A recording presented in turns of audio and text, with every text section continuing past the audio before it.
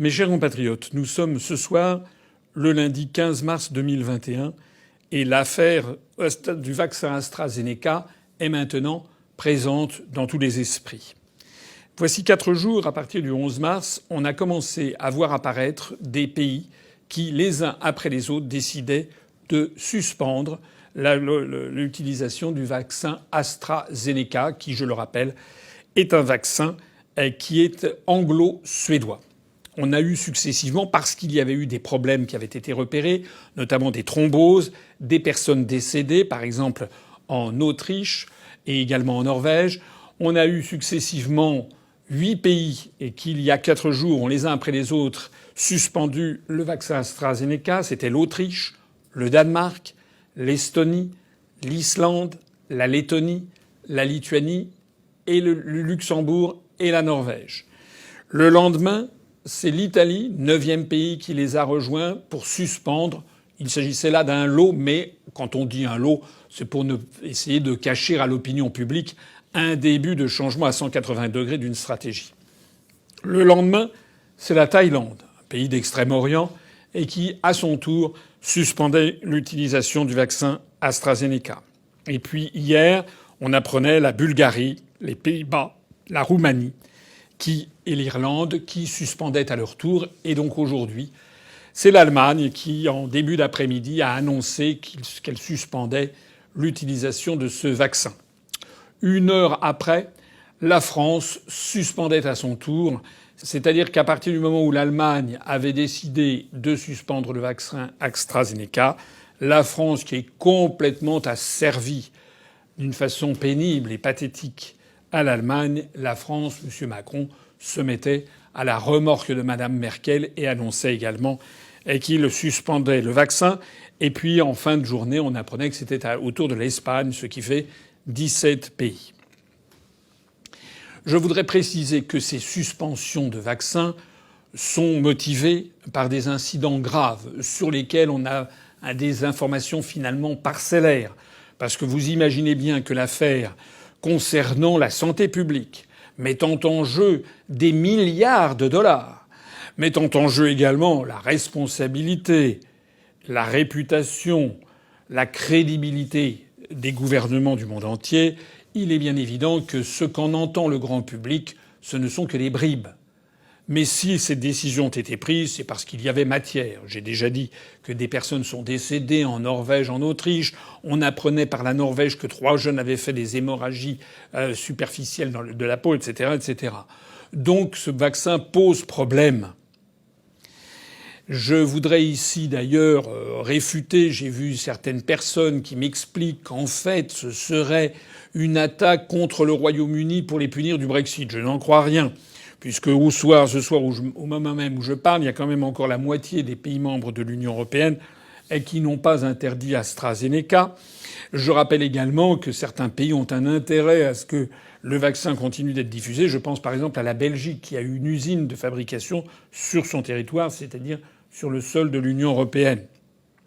Je voudrais également rappeler qu'il y a des pays comme la Hongrie, par exemple, qui ont recours, ou la République tchèque, ou la Slovaquie, qui ont recours aux vaccins russes ou chinois et se fichent pas mal d'AstraZeneca, puisque l'Union européenne est devenue une espèce de Titanic où les gens commencent à faire un petit peu tout ce qu'ils veulent.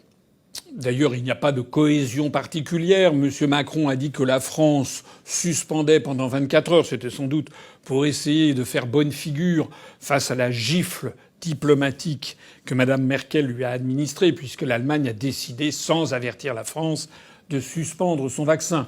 Donc M. Macron, pour éviter aussi de mettre trop en porte-à-faux son ministre de la Santé ou son Premier ministre, il y a quelques heures encore, chantait les louanges du vaccin AstraZeneca, M. Macron essaye de faire passer ça comme une petite péripétie qui va bientôt être réglée.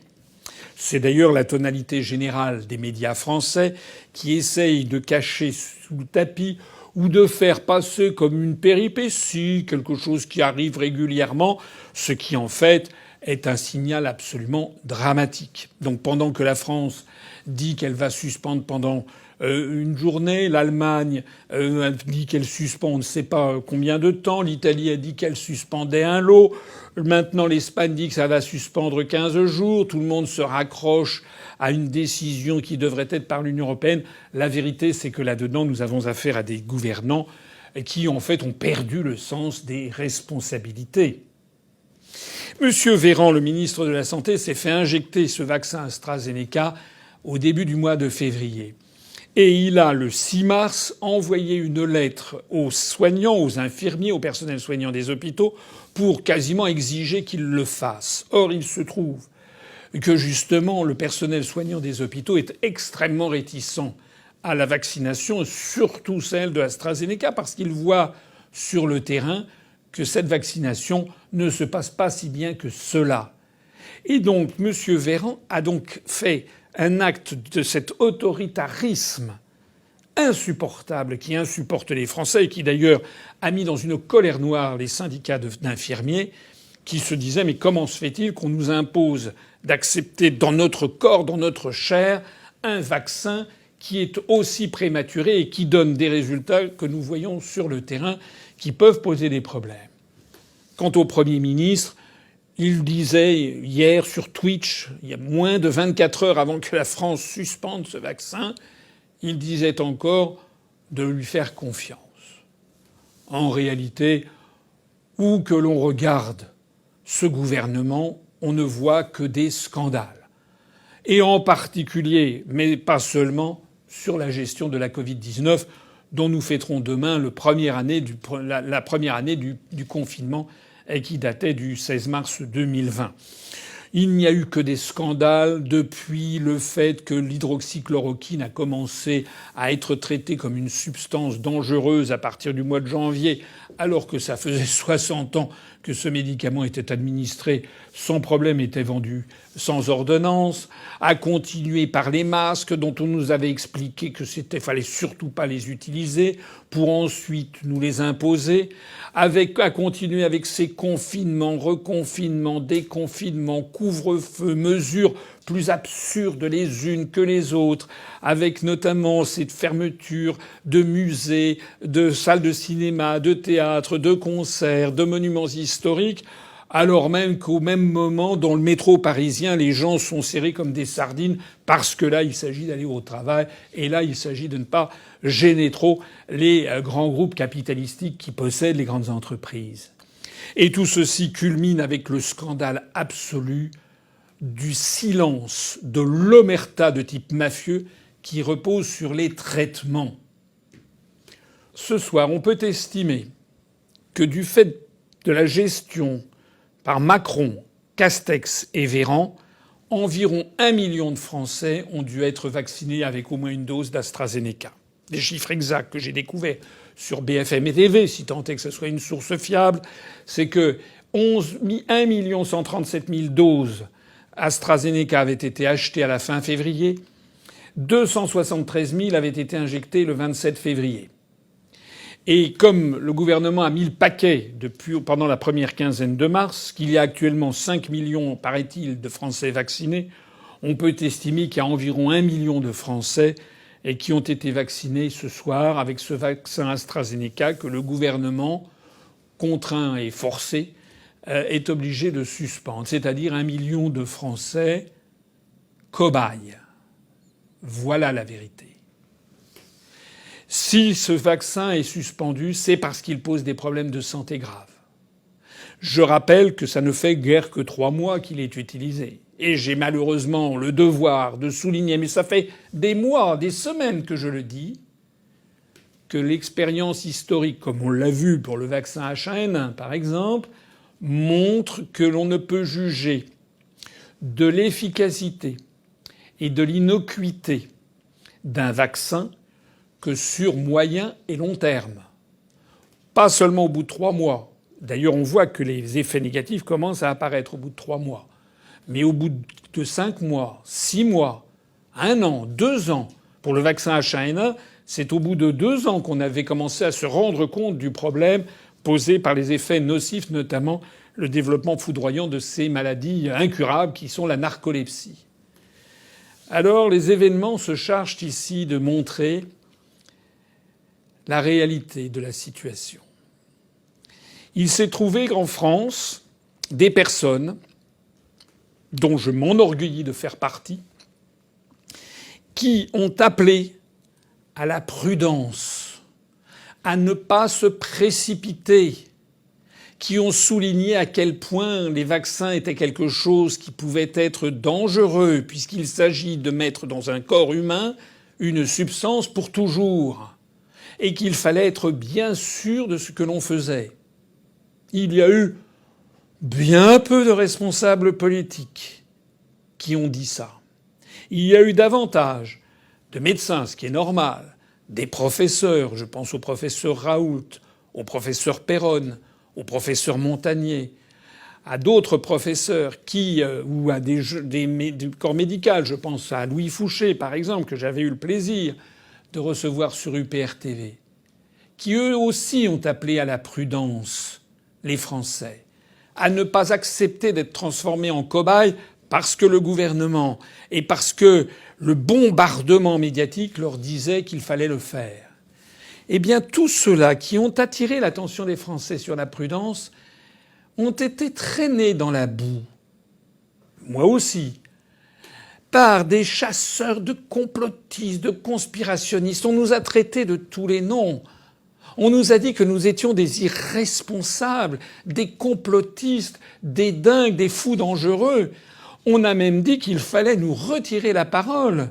Je rappelle par exemple que certains réseaux sociaux ont expliqué qu'ils fermeraient les comptes devant quelque compte que ce soit qui mettrait en ligne des informations qu'ils jugeraient inexactes pour contrer les vaccinations. Quelle honte! Je me demande ce que pensent au fond d'eux-mêmes les gens qui nous traitaient de complotistes ce soir. Est-ce qu'ils se rendent compte de ce qu'ils ont fait lorsqu'on découvre ce soir qu'1 million de Français ont reçu des doses d'un vaccin qui est suspendu pour cause sanitaire? Est-ce que vous vous rendez compte de la responsabilité que vous avez prise? Est-ce que vous vous rendez compte qu'en traquant ce que vous appelez les complotistes, vous traquez la liberté de penser, la faculté de penser par soi-même, l'importance fondamentale depuis Descartes de raisonner par soi-même, de ne rien considérer que ce que l'on vous dit pour argent comptant sans le passer au crible de votre raison. Ceux qui ont traité de complotistes, les personnes qui mettaient en garde contre les dangers des vaccins, sont en fait des fascistes de la pensée.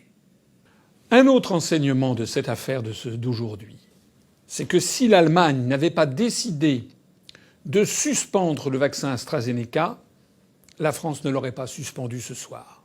J'avais pour ma part, dès ce matin, envoyé un communiqué de presse, allant d'ailleurs dans le droit fil des avertissements que je mettais depuis des jours et des jours, mais ce matin j'avais envoyé un communiqué de presse pour réclamer du gouvernement qu'il suspende au plus vite le vaccin AstraZeneca en France.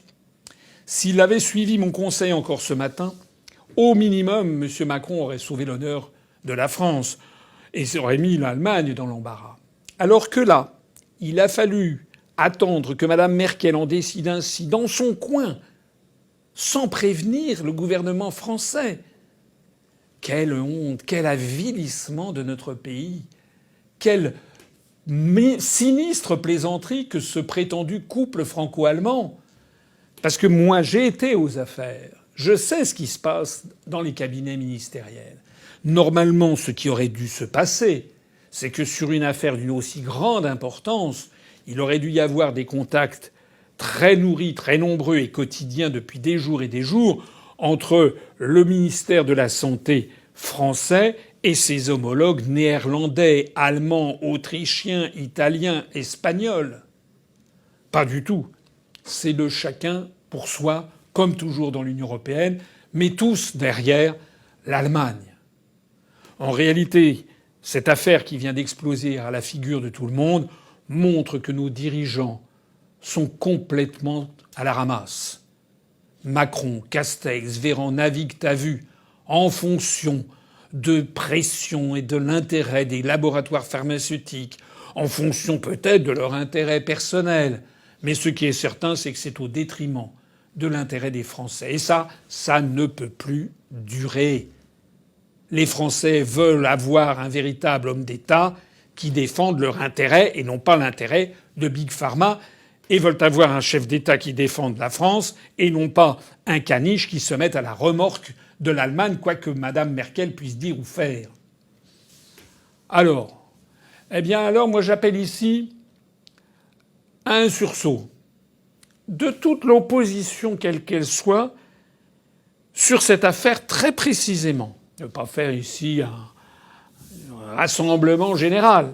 Je dis sur cette affaire de la Covid-19, sur cette affaire des vaccins, sur cette affaire des traitements qui sont occultés, sur cette affaire du reconfinement ou déconfinement, sur cette affaire de privation de liberté, il faut qu'il y ait un grand mouvement de rassemblement qui aille de Madame Le Pen à Monsieur Poutou et à Madame Arthaud, avec dedans Monsieur Poisson, que j'ai eu le plaisir d'inviter sur UPR TV, pour les Républicains, Monsieur Retailleau, Monsieur Aubert, que j'ai eu le plaisir d'inviter sur UPR TV, mais aussi des gens de gauche comme Monsieur Mélenchon, que j'aimerais bien avoir sur UPR TV, Monsieur Roussel du Parti communiste français ou Monsieur Chassaigne, mais aussi des députés, quels qu'ils soient, qui, pour une fois, mettent de côté ce qui nous divise pour réclamer tout simplement du gouvernement qu'il défende le peuple français et la santé publique.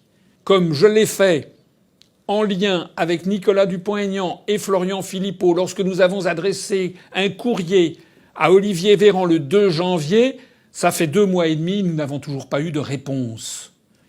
Normalement, dans une république digne de ce nom, ce soir, M. Véran aurait déjà dû présenter sa démission du fait de la lettre absolument scandaleuse qu'il avait écrite au syndicat des personnels hospitaliers, mais M. Castex aussi aurait dû présenter sa démission et la démission du gouvernement du fait que, au-delà de toute prudence, il a forcé 1 million de Français à se faire injecter un vaccin dont on découvre maintenant qu'il pose quand même des problèmes sanitaires tels qu'il commence à être suspendu à travers le monde entier. Bien entendu, je ne me fais pas d'illusions, ni M. Castex ni M. Véran vont démissionner. Mais l'opposition parlementaire a le moyen de réagir, notamment par la motion de censure qui existe dans notre appareil constitutionnel et qui permet de censurer un gouvernement. Et la deuxième façon d'agir, c'est de mettre en œuvre l'article 68 de la Constitution pour appeler et organiser la destitution du président de la République pour manquement grave à ses fonctions. Voilà ce que je voulais vous dire. Vous pouvez en tout cas compter sur l'Union populaire républicaine et sur bien peu d'autres forces pour défendre bec et ongle la santé du peuple français, l'honnêteté, la fiabilité de ses dirigeants. Vous me permettrez aussi de faire ici un appel à mobilisation générale. Il faut arrêter de se comporter comme des agneaux allant à l'abattoir. Les Français ont un besoin viscéral d'avoir une opposition comme celle que nous menons depuis bientôt 14 ans. Je lance ici un appel à toutes celles et à tous ceux qui m'écoutaient. Si vous estimez que nous faisons un travail non seulement salutaire, mais indispensable face au désastre général de la France, je vous le demande. Adhérez à notre mouvement politique. Versez-nous des dons qui sont déductibles à 2/3 de votre impôt. C'est important, c'est fondamental, puisque nous sommes blacklistés de partout, alors que nous avons la conviction, et les événements ne cessent de le confirmer, que c'est nous qui vous disons en toutes circonstances la vérité. Et vous pouvez remonter sur les semaines et les mois écoulés pour découvrir que sur toutes ces histoires de Covid-19, je crois vous avoir toujours dit la vérité sur ce qu'il fallait faire et sur ce qui risquait d'arriver. Vive la France!